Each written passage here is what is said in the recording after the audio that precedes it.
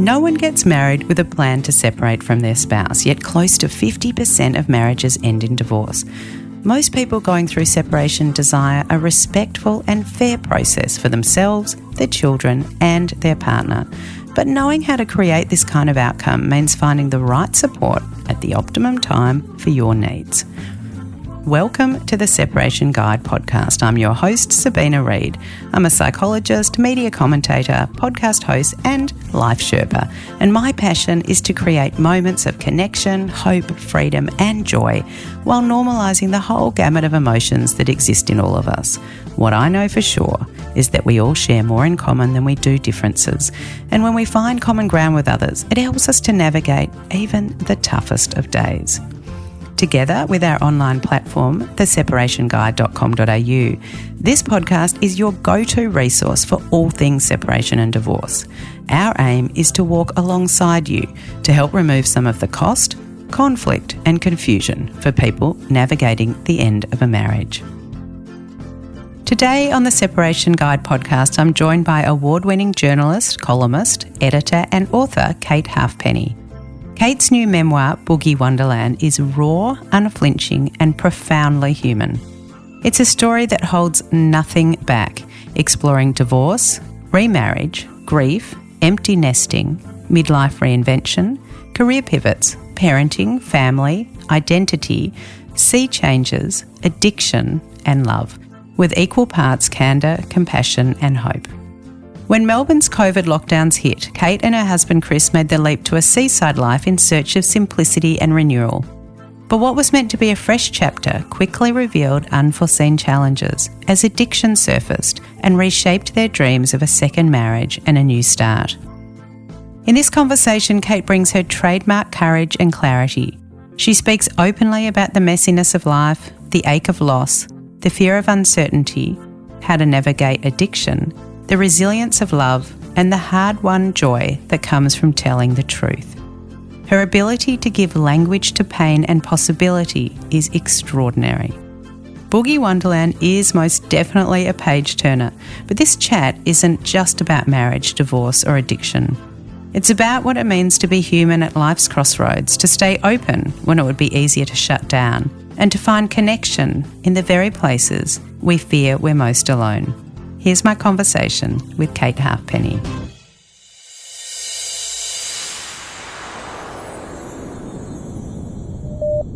Kate, in your new memoir, Boogie Wonderland, you said that as well as living in a light-filled small house on the coast, having savings, seeing your parents more and being in nature, you wanted to help people going through divorce. What sits behind this dream and why do you think it matters?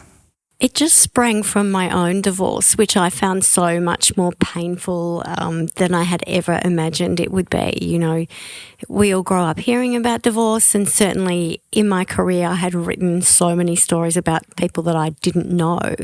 You know, I'd written about their most private thing, their divorce, and it never really landed with me how hard it was. But when I went through it myself, I realised that what Drew Barrymore had said about it, which is that it is like being dragged nude down a giant cheese grater non-stop. That's exactly right. How you lose not just your present but also the future that you'd planned, and, you know, you blow up the basis that you've built of family and financial security, all of that just disappears. So for me, I was very much at sea when it happened. I was blindsided by it. I didn't see it coming. It was something that I had never anticipated happening to me. So I had no clue about where to turn. You know, I didn't know whether I should see a lawyer immediately or whether I should just sit with it. I yearned to have some sort of proper resource that would guide me through the various stages that were involved, not just the legalities of it, but also the emotional side of it. And I don't think I really found what I wanted. I was kind of patching it together as I went along, and I was also surrounded by, you know, a plethora of happily married friends. So I was sort of the one odd man out who was actually getting a divorce in real life. So the impact of that for me was enormous. And so I really did make a pledge to myself that if there was an opportunity ever where I could offer any assistance, whatever that looked like, to anyone else going through the same situation, I would love to do that. Well, you're in the right place here on the Separation Guide podcast, because I know there'll be many listeners who, I guess we've also got listeners who are contemplating divorce, not just those that have made a decision, and all of the pieces, as you say, emotional, physical, financial, psychological, geographical, relational, that are upended in even contemplating divorce as an option, as well as going through it as an experience and a choice, or perhaps not a choice. So thank you for sharing that. You married Jay, your first husband, when you were 24? Yeah, yep. And after you met him at 17, so yes. Then you have, by the time you're 24, you've got 3 kids under 5, you've got a full-blown job as a journalist, and in 2013 it ended. As you say, you write about Drew Barrymore's description of being nude and dragged up and down a cheese grater is what divorce feels like. But then you say that you navigated divorce with the same regard and respect for each other that brought you together in the first place. How do you think you managed to maintain that love and respect after all the hurt and grief and shock? With great difficulty, it's one of the biggest balancing acts I think that you can pull off, because I think my judgment was clouded a lot of the time. You are awash with grief and uncertainty and despair, and I really remember lying on the carpet sobbing to Jay and saying, who am I going to go on holiday with? And I sort of think how shallow that was, but also it was really prescient and really important, because it's that idea of who is my person now. I'm in my 40s, my kids are growing up, soon they'll be gone. What does my life look like? It's a blindsiding thing, and for me, I was determined that the children would only see us with a good relationship. Not that I wanted to sugarcoat it for them. They clearly knew that their parents were breaking up and that their whole world had imploded. So I didn't want to pretend that everything was fine. It was clear that it wasn't. But I also had it as a priority that, Jay was going to be in my life forever. For the rest of my life, we were going to be standing next to each other at weddings and probably at funerals and at graduations, and I also still really loved him. So it was really important to me that we maintained that relationship, not just for the children, although that was the first priority, but for ourselves as well. It was important to me that I did maintain that love for him moving forward. And I wanted the kids to know that their own future wasn't sort of decided by the fact that their parents had broken up. I wanted them to know that while the marriage was over, the relationship kept going, that we were still a family. And there were times when it was really hard. Jay was angry. He had certain opinions about what had happened, and I did as well. And so we were both trying to protect ourselves. But my mission, I think, was to always stand in his shoes and say, what does he actually need in this? Which was hard to do sometimes, but we didn't actually end up seeing a lawyer. I saw one briefly, and she was like, we are going to take this guy to the cleaners. We're going to hang him out to dry. We're doing this and this and this, and now I need a giant retainer, and can you pay it by 3:00? And I was like, what's going on here? I don't want to take him to the cleaners. I don't want that to be our story. I don't want the legacy of the emotional love that we've had and the beautiful memories that we've created and this family that we've built. I don't want that to be trashed because you want that CD or you want that dinner set. Like, that just seemed crazy that we would worry about divvying up actual bought stuff, even finances. So we pretty much just sat down one day at our kitchen bench and had a glass of wine, and he said, what do you want? And I said, what do you want? And he said, 50-50, how does it sound? Sounds fine to me. And, he said, oh, look, you'll be having the kids more than I do. I'll chuck in some extra money. And it was pretty much decided in the space of a glass of wine, and we stuck to that. He was great when he moved out. He said, you can keep all the furniture, you can do this and that. I don't want you to have to buy anything else. I don't want the kids to not feel that their home is not their home anymore, which was really fantastic. So in that way, I think, from what I hear about divorce stories, we were really lucky. But my advice to anyone would be, don't get caught up in the material stuff. Like, yes, I understand that you need to come out of it with reasonable money to go forward, but don't fight over your aunt's vase or about the dog or whatever it is. It's just not worth it, or it certainly wasn't to me. Like, I really think that you need to hold fast to that love that brought you together so that you can move into the future with each other, because it's necessary. And you just said, Kate, we were really lucky, or I was really lucky, but how much did luck play in the story you just shared then? Isn't that a great question? Probably you're right. I actually don't really believe in luck so much.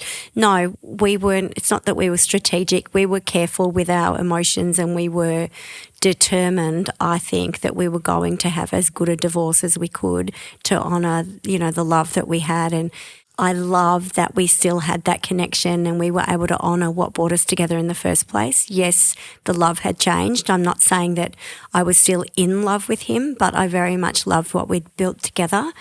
And I do, my heart hurts when I hear people saying, I don't talk to my ex at all, or, they're not in my life, or we've only communicated by email for 7 years about how to, give the children over to each other. I just think that doesn't serve anyone any good.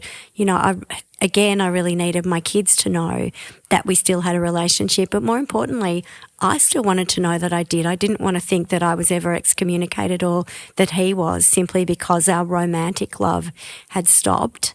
I really wanted to make sure that what we had could carry forward in a different shape. I mean, I'm an interesting person to talk about with this because I still love everyone I've ever been out with. I make it a point of doing that. When I broke up with my very first serious boyfriend, and he'd written me all these beautiful letters that I had tied up with a glittery shoelace, which is really funny. And I remember saying to Mum when I married Jay, do I need to chuck out all of that stuff that I've got from my old boyfriend? And she said, oh my God, no, he's a part of you. He's a part of who you are today. The person that you were when you were together has changed. He helped create who you are. You must always keep him in your heart and in your home. And I wanted to do the same with Jay. So it's really intentional as opposed to luck in the story that you've just shared, and the choices that you made, but you both had to make them. And often in divorce we say, I'm going to do things differently until the rubber hits the road, and then we follow suit with the way many people separate, and that's with anger and animosity and resentment. But somehow you were both, not just you, but both you and Jay were able to stay on the path. Yeah, and I'm super proud of us for doing that. It's a really big achievement. I think it's like if you choose to breastfeed, it's a lot harder than it looks. You think you're just going to pick up that baby and click it on like a bit of a Lego and it feeds, and then you put it back down and no problem, and it's actually so hard to do. So if you stick with it and you manage to do it, that I count that as one of my big achievements in life, breastfeeding 3 kids for 5 years.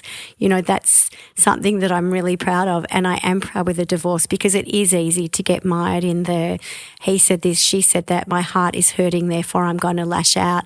I get it. Like, it's excruciatingly painful. I'm absolutely in no way saying that this divorce was, all wine and roses and it was terrific and we were holding hands, skipping around and still loving each other. It wasn't like that. There were some really terrible moments, and I would not wish it on anyone. It's so much harder than you think it's going to be. I do sometimes wonder if we tried hard enough to stick with it. I think we did. I hope that we did. I think that we had the right outcome. But I spent a lot of time, I would get the kids off to school and act as if nothing had happened, and then I would fill up the bath and get in there, often with my laptop, which is really funny, like propped on a tray, and I'd do my work in there. And when the bath went cold, I knew that I'd survived another hour. Even now that devastates me, and I'd fill it back up again and it would get cold and I'd think, tick, I've ticked off another hour, and then this sort of ghastly thing that has befallen me. It was funny the way that happened. And then, the kids were coming home from school, so I'd get out of the bath and put on my cheery mum face again, and as if nothing was wrong and I was fine. And it's interesting thinking about that, because certainly more than one of my children said to me, it's as if you never loved Dad. It's like this hasn't impacted you, because I didn't miss a day of work and I certainly didn't drop the ball. But I think that was my way of keeping everything together, and I thought I was doing the right thing by doing that. Well, you kept your grief to yourself and your wrinkly body in the bathtub, and then presented your happy face when they came home from school. Yes, and I would probably be more honest about that. I think that I wish that I'd said to them, I just need to lie down for a week. You are actually going to maybe have to look after me for a while because I can't deal with it. But that would be the only thing that I would change about it. The rest of it, I think we did really well, and it's a credit to us. You know, when I met my next husband and the day that we moved into our place together with the children, the first person to arrive at the new house on that day was Jay, to help move us all in. You know, like that's pretty amazing. Mm. Well, it is something to be proud of, and I think it's inspirational. It gives some kind of roadmap to the way that things can be done and different to the way so many people assume divorce needs to go. You just mentioned Chris there.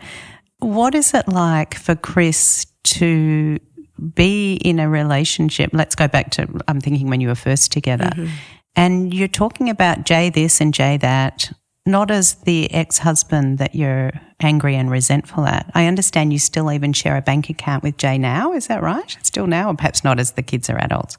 Not as the kids are adults. We actually closed that down in the last 4 weeks.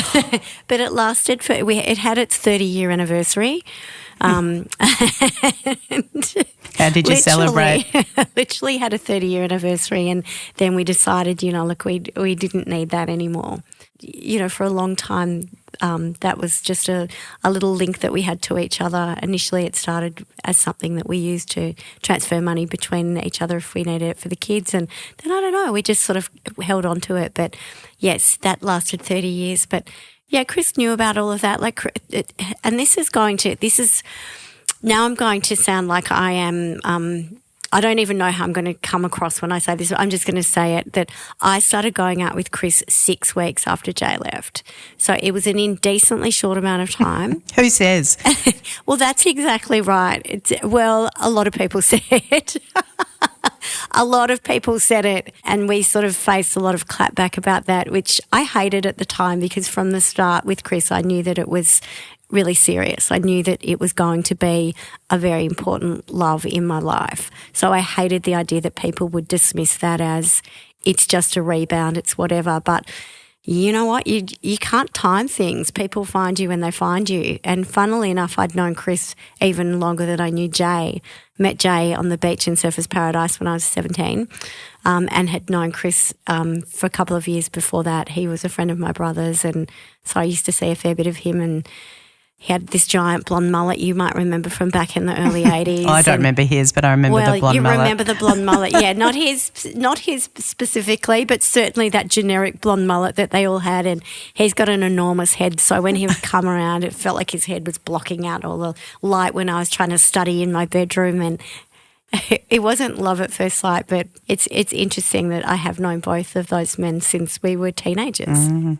And there is something about, you said that you're still connected or feel fond feelings for all of your exes. And I think, as you said, exes bear witness to who we are and the stages of life that we've lived through, and the growth and the grief and the learning and the jobs and the studies and the friends and the moves. So they are important in the fabric of who we are. See, I'm rapt that you say that, because you are the expert on this. I'm really rapt that you're not saying to me, it's time to give it up, girl. Living in the past. And it's not that. It's not as if I'm sort of, you know, I've got my mixtape on that my first boyfriend made me, and I'm sitting there thinking about him and singing Don't Change or whatever. I'm not doing that. But I really do love the idea of still loving all of them. If I gave them my heart once, and my body and my dreams and all of it, you know, we were so close. I don't want to ever think that they're just out there in the world and they're not important anymore. Like, I'm confident they never think about me. I would have no expectation about that. But from my point of view, if I'm in love with you, then I'm going to love you forever. Yeah, and let's not be surprised if they are thinking about you, not with your mixtape that you made for them, but in their own way. So you've introduced us to Chris in this chat. As you say, 6 weeks after you separated with Jay, you were 44. I was 46. Oh, you were 46? Chris was 44. Okay. Yeah, he's a baby. Okay, and on your first date, you're singing Air Supply, and I just have to share, I'm going to the Air Supply 50th anniversary concert in 48 hours to bang out ballads. It'll be my third time seeing them. Stop it. Yes. So when I read that in Boogie Wonderland, I was like, oh, I love reading your story. And on a first date, he's singing Air Supply. Like, you had me at hello, but it wasn't hello. It was two less lonely people in the world. Exactly right. And I laugh when I think about it now because I had invited him around for this date, which then I suddenly thought, I don't want this to be a date.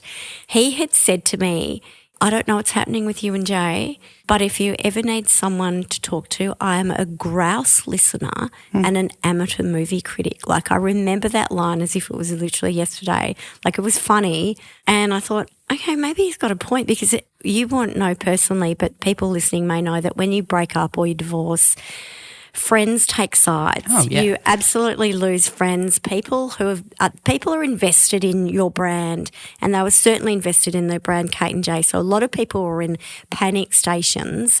Where does this leave us? Are we now Team Kate? Are we Team Jay? Is it infectious? Is our own relationship now going to be damaged? You know, like it was a funny time. I really didn't know who to trust and who to talk to.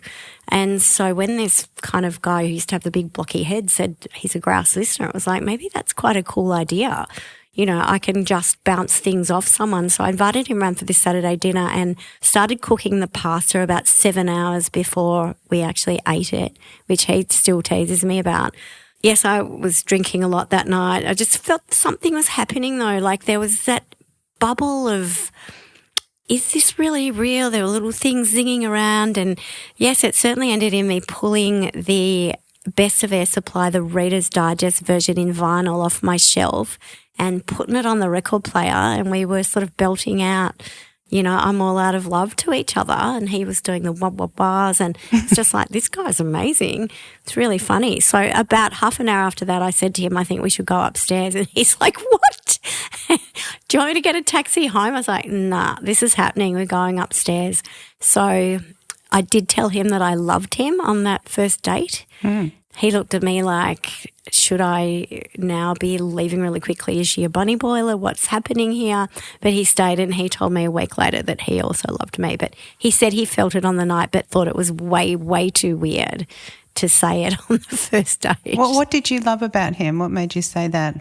Yeah, apart from Air Supply, which makes us all say that. Correct, yeah. The week before the boiled pasta date, we had been writing to each other on Facebook Messenger, which sounds so funny now. And his writing was perfect. Like, as a writer, I rarely see good writing, and that's even from professional journalists. Like, my job has been an editor. People who allegedly are writers send their stuff into me and I have to make 100 fixes because not many people can write. This man was writing perfect, in perfect prose, not just punctuation-wise, but he just seemed so emotionally intelligent and funny. He seemed to get stuff, black sense of humour, pink heart, like it was all there for me. So even that week prior when I was in the bath reading his messages on my iPad, it was just like, this man is unreal and I think I'm in love with him. And that even to me sounds wacky. I'm not a woo-woo person, but I can't explain it. But it kind of makes sense then that you felt you could express it on the, I'm going to say overcooked pasta night if you were cooking for 6, 7 hours. Slightly overcooked. And then inviting him upstairs. You kind of knew before he opened the door. Yeah, I think that I did. Yeah, I think I did. And funnily enough, though, I'd sort of panicked and I'd invited about 8 friends around at the last minute and said, there is this guy coming around, and they were all like, but what? Jay's just moved out 6 weeks ago. What are you doing? I said, I don't know what I'm doing. I do not know. So can you please come and run interference? And so when he actually rolled up, there were sort of 8 randoms sitting in the backyard. I think he'd expected a one-on-one, and I was, again, having just been recently separated, the one thing I could control was food and stuff. So I wasn't eating very much. I'd lost heaps of weight. So I was a bit of a flibbity-gibbet. Nothing really was anchoring me to the earth. I was feeling very weird. So, you know, there's this, and there I am bringing him into this group of strangers who were like, what is this man even doing here? We don't approve of this. But it was funny when one of them, my gorgeous friend Josie, was leaving. She said to me, you need to look out here. There is something happening between you two, which was interesting that it was apparent even to an outsider who had not been privy to his special writing that I'd been seeing during the week. So then you have to send the 8 people home? Yeah, after about an hour, I packed them home and said, I've got this now. And they were all sort of had their worrying looks on their faces and like, really, are you sure? Do you want us to stay? I'm like, nah, I've got it from here. I've got it from here. Mm-hmm. So I think that I was trying to make out that it wasn't a date. I think I was trying to say to myself, this is not a date. It's been 6 weeks. What sort of person are you? But I knew that it was a date. I really loved him. Mm. And did he do any critiquing of any movies? Yes, he brought along Foul Play, the really old Goldie Hawn and Chevy Chase movie, which I super love, which was such a random choice. Like when he said, this is what we're watching, he won me over there because it was such a quirky and fun choice. And his backup was The Guard, the Irish movie, again, which is very comedic and super funny. And so, yeah, he nailed it there. So he didn't spit out the pasta, which was really great. And he was dancing to Air Supply. I was like, what else could be wrong with this man? Yeah, it sounds near perfect. And within a year, you're married. I think certainly within a year we were engaged. We were engaged about 7 hours after my divorce came through. Yeah, we were married really quickly. Yes. Okay, then you move into your very cool, very edgy inner city Collingwood apartment or warehouse conversion. I don't know what you call it, but you talk a lot about it. It's quite meaningful, I think, in Boogie Wonderland, in your story, in your memoir, about what it kind of represented and the role it played and how meaningful it was and then how difficult it was. And at that time, in COVID, I think this is, you describe a lot having a revolving door of friends and family and children who are coming and going. So I was really struck with how much your relationship, and you've just affirmed it by your first date, having 8 punters in the backyard as well on your first date with you, that some part of your relationship was very much buoyed and connected by other people. There was this tribe. There was people wrapping their arms around you, sharing the space, partying. They were kind of part of this connection between the two of you. And I wonder how you view that role of others as either supporting and helping or hindering the relationship. Yeah, you are exactly right there, Sabina. That's spot on. You know, like we never lived together, just the two of us. When we bought Collingwood, that was the first time that we'd actually lived together, and suddenly he's got a wife and he's got 2 teenage children. The other one was at uni in Sydney. And he's folded into this family. My brother lived with us for a while. Chris's cousin's estranged husband lived with us for a while. We had children's friends moving in and out. So, yeah, it really was a revolving door community. And we were living in a block of only 6 apartments, so we were in love with every person who lived there. It really was kind of Secret Life of Us stuff where we lived very much, we were very much involved in each other's lives, looking after plants and children and dogs and putting up bins and running favours and cooking for each other. And so that was really important too. You're exactly right. There was always this backdrop. And because we were in Collingwood, we would get calls at 10 o'clock on a Friday night from people saying, we are around the corner, there's 12 of us, do you mind if we just drop in for a drink? We'd go, yes. So we'd run around quickly lighting candles and rummaging out some cheese and packet of chips, whatever we had going, and welcoming all these people into our lives. And I really loved that part of it, and I think it is important, but I didn't realise how important it was until we made the next move, which was down to Ocean Grove, and that was the first time that we had lived together, just the two of us. That was a whole different experience. Well, let's talk about that. So you finally make the decision to move to Ocean Grove, and this is against the backdrop of your childhood move when you moved from mainland Australia to eastern coast of Tassie with your family who were running a motel. So I was also aware that in your story it was a meaningful time, a memorable time for you to live, to be free by the sea. There was something about that Tassie experience. Tell me, what was it like in Tassie before we get to Ocean Grove? Oh, Tassie was unreal. Moved there when I was 8 or 9 and just loved it. Mum and Dad had bought this iconic Tasmanian motel in a fishing village called Bicheno. I think the population then was below 200, but it was just for us, my brother and I, my sisters went off to boarding school in Lonnie.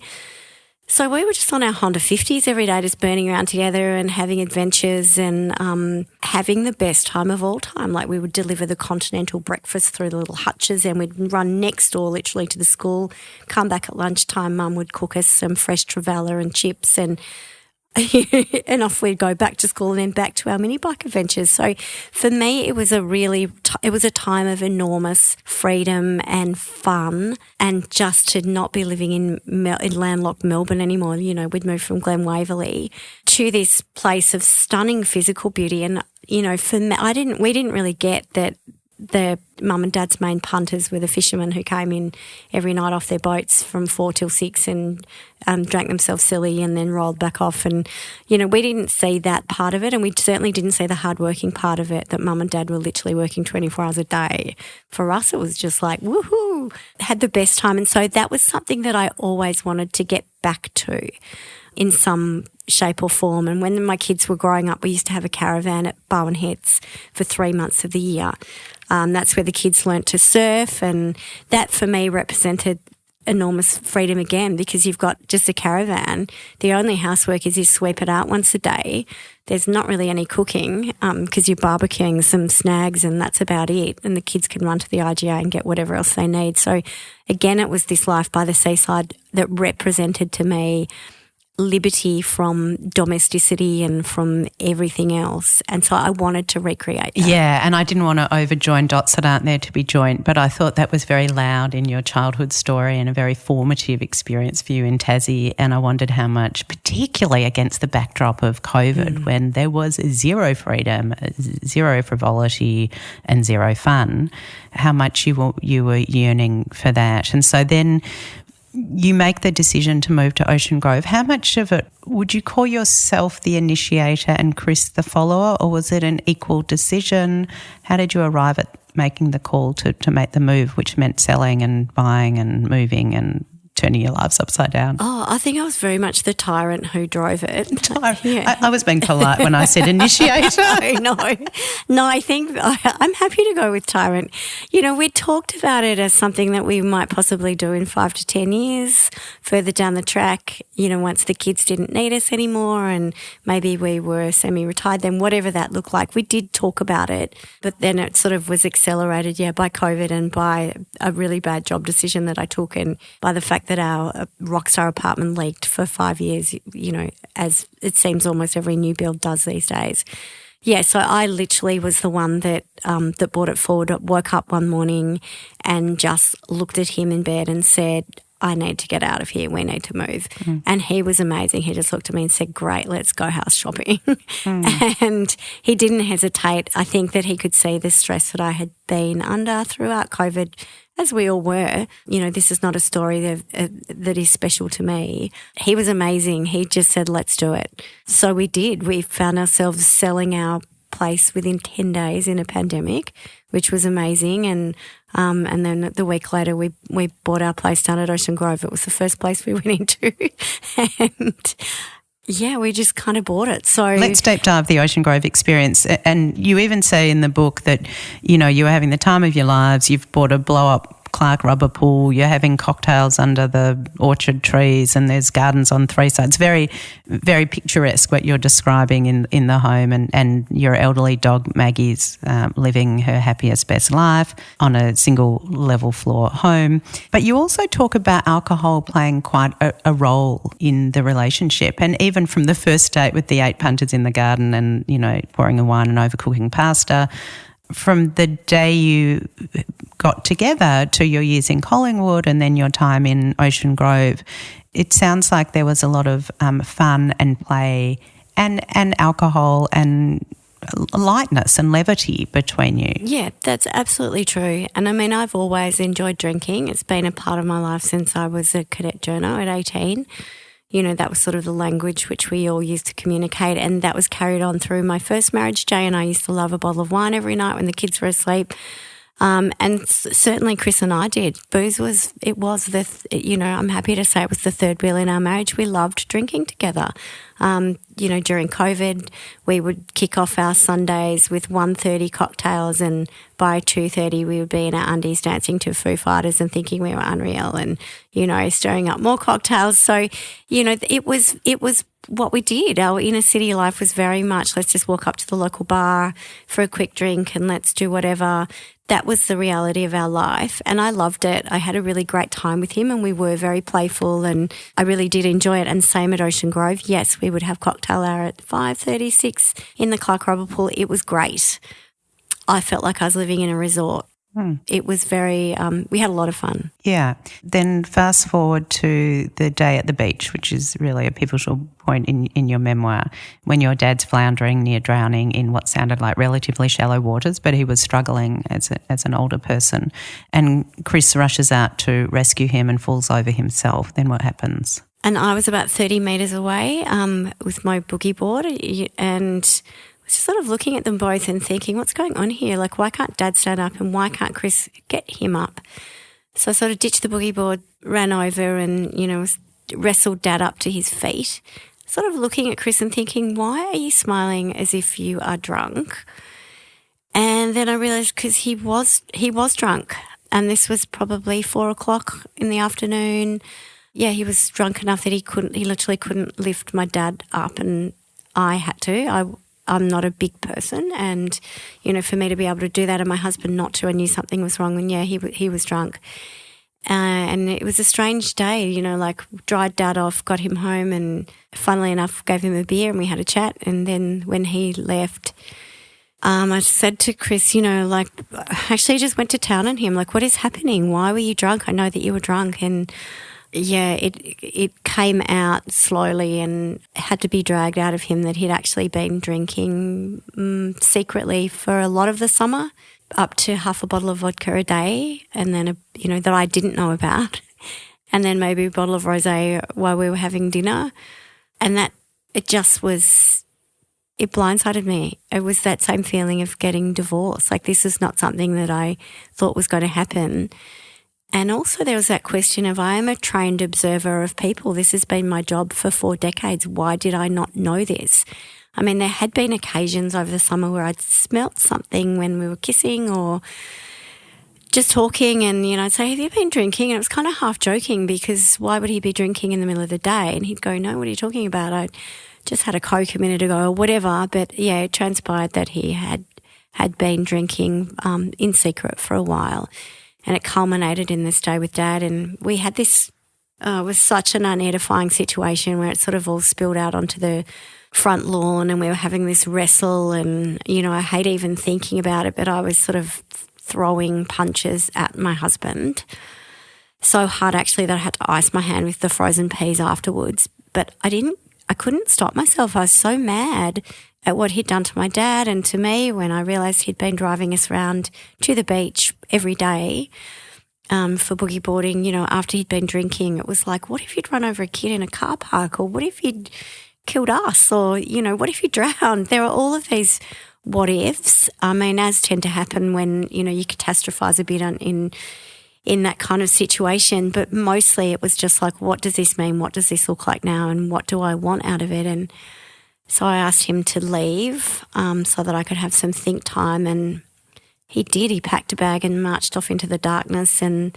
it was just incredible, like sitting there in what I thought was my dream home thinking, what happens now? What does this mean? And is this next marriage now in danger? Did you have any history or experience of addiction in any other parts of your life?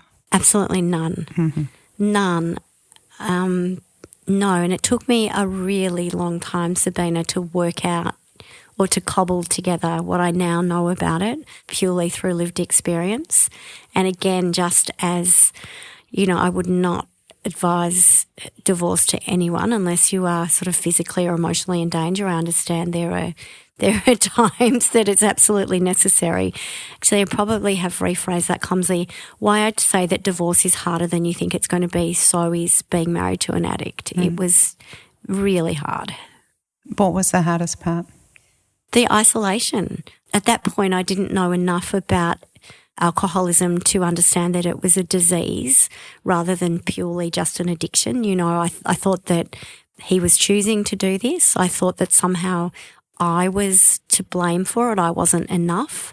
This new life that I had insisted that we move to wasn't enough. You know, like I'd pulled the rug out from under his feet. He loved it in the city, and I made him move away from everything that we had built up there. You know, I felt very guilty and very confused about it. And it did take a really long time for it to be pointed out to me and eventually for it to sink in that actually his alcoholism and addiction, it had nothing to do with me. And that's hard to know as well, where you think that you're such an integral part of someone's life. Surely they want to get better for you or make better choices for you. But when someone is that much in the grip of an addiction, they can't help it. It's not a choice. He wasn't doing it to hurt me. And as the focus of the separation guide is very much around separation and divorce and marriage and relationships, you're talking with such clarity now in hindsight about some of the things that were missing for him and that alcohol, or he hoped alcohol would numb or blur, as you say. But at the time, did he talk or did you talk together around some of those themes? Yeah, we definitely did. We definitely did discuss that. We've always been really good at communicating with each other from the start. We have a really good open communication, but I mean, it is also very hard to talk to someone when they're drunk most of the time.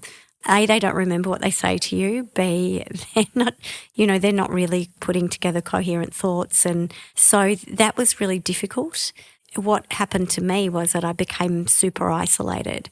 And I think that it really did push our marriage to the brink because he was isolated in his own world of drinking and how much he enjoyed that. He also hated it at the same time, hated the chaos that it brought and hated, the physical side of it. But in a marriage or relationship, if one person is an addict, it is supremely isolating for the other person because I didn't know how to tell people what was going on. At that stage, it still did feel to me as if it was a shameful secret and as if it was something that we needed to sort out by ourselves. I did feel shame, I think, at being a middle-aged, middle-class woman married to a man who was a senior manager at a household name Australian business and saying the words, my husband is an alcoholic. And I hate it when I say that, but I think it's important to say it because I think that that's a reality for a lot of people. I think the figures now are that it's 1/3 of Australians have a problematic relationship with alcohol, but only I think 1 in 8 of us are willing to fess up to any difficulties with it because studies show that we are more likely to talk about our sex lives or our financial situation than we are about our relationship with drinking. For some reason, there is still that stigma associated with it. It's seen as shameful. It's seen as you should be able to control yourself. We just don't really talk about it enough. And alcohol is what we use to celebrate, to commiserate, to wake us up, to put us to sleep. It's an ever-present thing in our lives for a lot of us. And, I didn't know who to turn to say, hey, remember that gorgeous new man that I married, the one that I love so much, the one that I have such huge hopes for this second marriage. And I mean, second marriages are different to first marriages because you know that you're not going to be building a family or you're not going to be really building up a real estate sort of base or a financial thing. It's a totally different ballgame. You have to just be enough for each other, the two of you. That has to be the case. And so suddenly if the two of you is joined by a third thing, which is alcoholism, and you're isolated from your family structure and from your friends, you've left everything behind, you're in a new community, it was almost unbearable. What made it not unbearable? Time and Chris deciding to get better, but even that was a real process. When I initially found out that he was drinking and I, banished him for the 3 days, huffing and puffing and thinking, how dare he do this to me? And that was very much my mindset at that time. I didn't have the emotional intelligence or the understanding of alcoholism to say, I hate what he's doing to himself. I need to really support him through it. That took me a while to see that. I was pretty selfish about it. It was all me, me, me. What does this mean to me rather than what does it mean to him? Because it seemed to me like he was having a great old time. It just seemed to me he was making this decision to get drunk all the time. And I couldn't see then what was compelling that and that it is an actual disease. So when he came back, I'd done some research and I'd spoken to one girlfriend who's a psychologist and said, what do I do here? And she was actually really interesting and said, well, what do you want to do here? Like, do you want to cut ties with him? She said something like, is he the anchor who is dragging you down below the waves so you can't breathe, or is he actually anchoring you to the earth? Is he what's holding you together? And it was a really interesting question, like, do I cut him free or not? I was never going to do that, like I always wanted to, once I came out of my own, me, like I was really determined that I wanted him to get better. Whether or not we were still together at the end of that was sort of by the by. It was more just like, I love this man so much. He's just beautiful and I want him to get healthy. So when he came home, I said, look, I cannot say to you that I insist that you go to rehab. I'm not doing that. Like, that's not what our relationship is. You're an autonomous person. I will never tell you anything that needs doing. But if you don't go to rehab, we will not be together, in 3 years' time.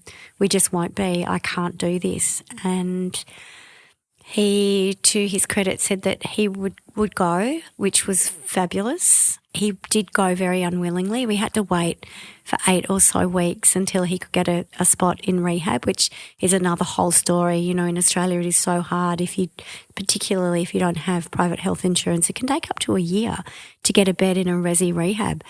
So we were lucky that we had health insurance, and off he went up to a Sydney residential clinic for 3 weeks. And that was a very interesting time too, because I was by myself by then I had an old dog and a puppy, and I was trying to run a business and was not telling anybody where Chris had disappeared to. People would say to me in the street, where's Chris? I'd say, oh, he's in Sydney, and they'd go for work. I'd go, uh-huh.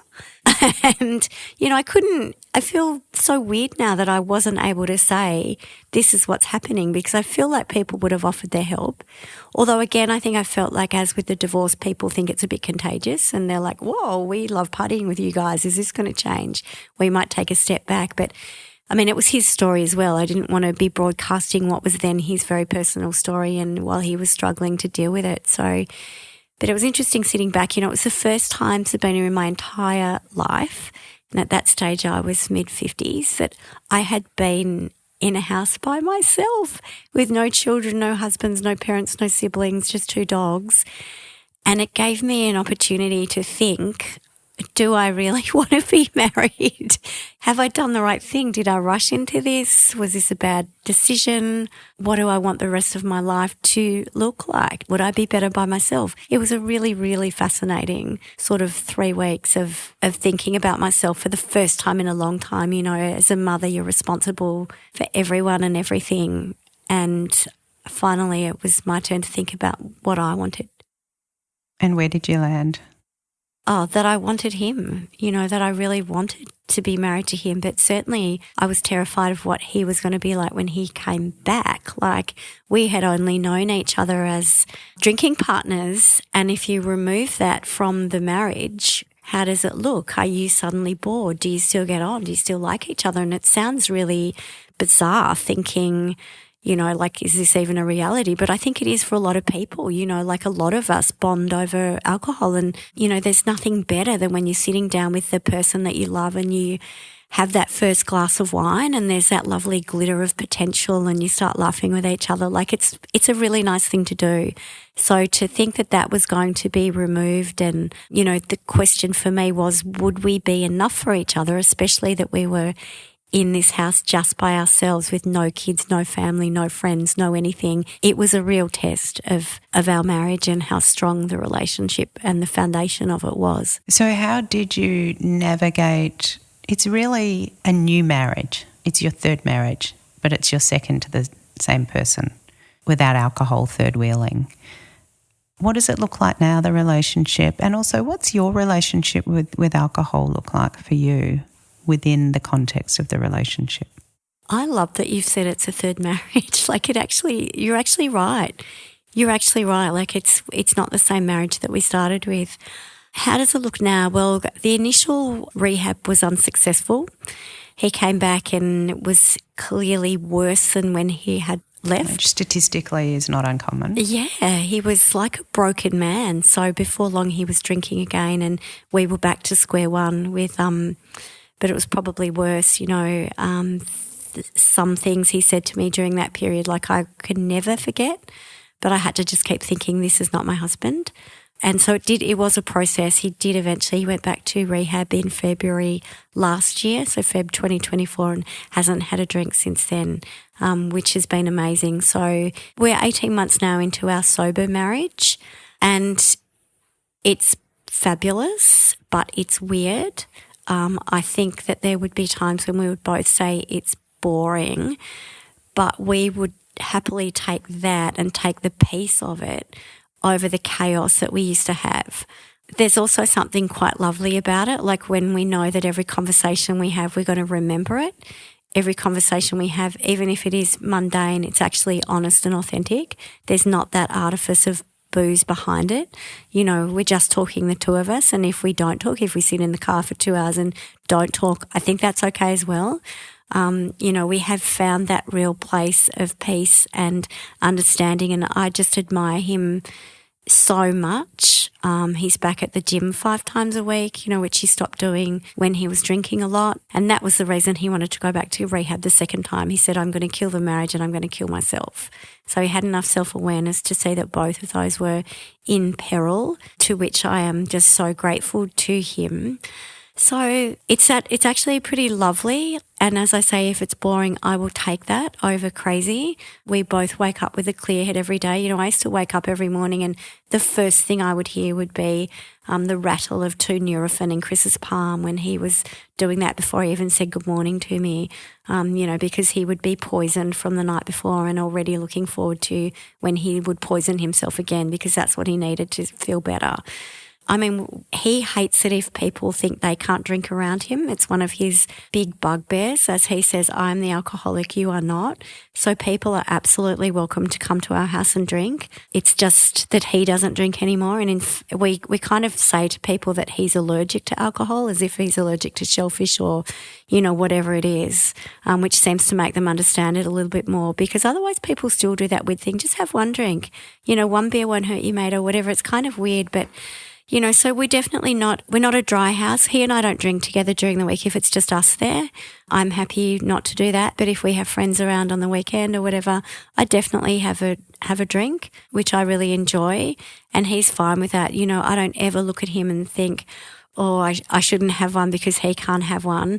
He's mature enough to say, this is not your problem. And it makes him feel worse if other people adjust their behaviour because of him. Thank you for sharing. It's a very honest and raw exploration, not just into the place of addiction in a marriage or in a relationship, but into the dynamic and the space between you and within you. It's courageous, I think, to share, and I know that it will be impactful for a lot of listeners. 69% of issues that couples have are what we call perpetual issues. And those perpetual issues are non-resolvable, but the way we dialogue about them matters. But an example of a perpetual issue is, I want to live in this city, you want to live by the beach. I want my kids to go to a private school, you want our kids to go to a state school. A perpetual issue isn't who's going to look after me. That's a need that can be met, that can be discussed, that can be nurtured, that can shift. I say that not as a perpetual issue, because perpetual issues are underpinned by stuckness, and they're perpetual because I have one set of beliefs and values and you have another, and never the two shall meet. But who's going to look after me? Do you see that as a perpetual? I hadn't even thought about it, but I love that you've said that. I feel this enormous wave of relief washing over me that you have said that. Thank you so much for saying that and for saying it. Hopefully not a perpetual issue. And I mean, I didn't even know of the perpetual issue phrase. For me, it's just been that this has been the one sticking point in our relationship that I wish was different. It's a recurrent wound. Yes. Okay. And probably a wound you brought to relationship 1, 2 and 3, marriage 1, 2 and 3 as I'm now calling them. I think that's probably right. But that doesn't mean, wounds can heal and shift.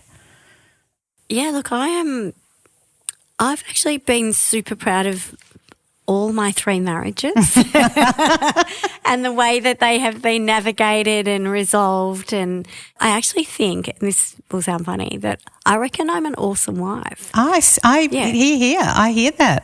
That's very clear. That's very clear. I think that I am, and I hope that I'm a really good ex-wife.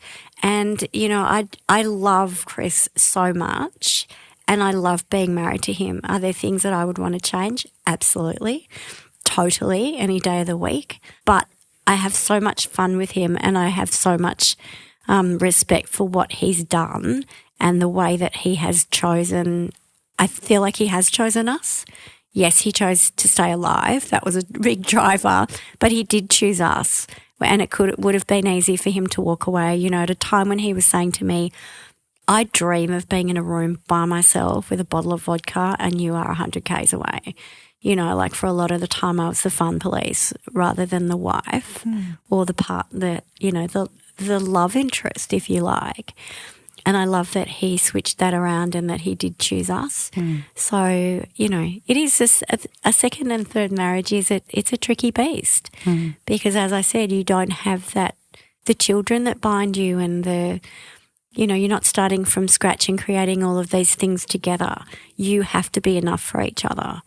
And hopefully we are. Thank you, Kate, for sharing. We've been on quite the journey. I know that your words will be really deeply impactful, of course, in the relationship space and with the shadow of addiction that is present in so many relationships.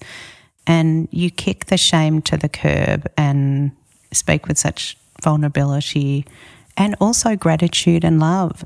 Alongside the love and the gratitude and the care can also sit deep anger and resentment and fear. They can coexist. Yes, and I am crying now. Thank you, Sabina, for this lovely conversation. Do other people cry? Yeah. Do they? People cry. We're humans. We cry and laugh, and I've always maintained that in any setting, whether it's therapy, podcast, friendship, marriage, that levity and pain also coexist. How they cannot both be present would be denying the humanness that sits in all of us. And I'm really deeply grateful for your sharing. I know our listeners will be as well. And thank you for the lovely conversation. You know, you are so damn good at what you do. I feel like you have managed to extricate these really personal things from me in a really gentle but firm way. And I'm really, really grateful. Thank you. At The Separation Guide, we measure our success by our ability to keep you out of conflict and get through separation in the best possible way, protecting your long-term health, wealth, and happiness. The Separation Guide plan provides you with step-by-step guidance on all stages of separation and aims to empower you with the knowledge, expert resources, skills, and strategies to take each step with confidence.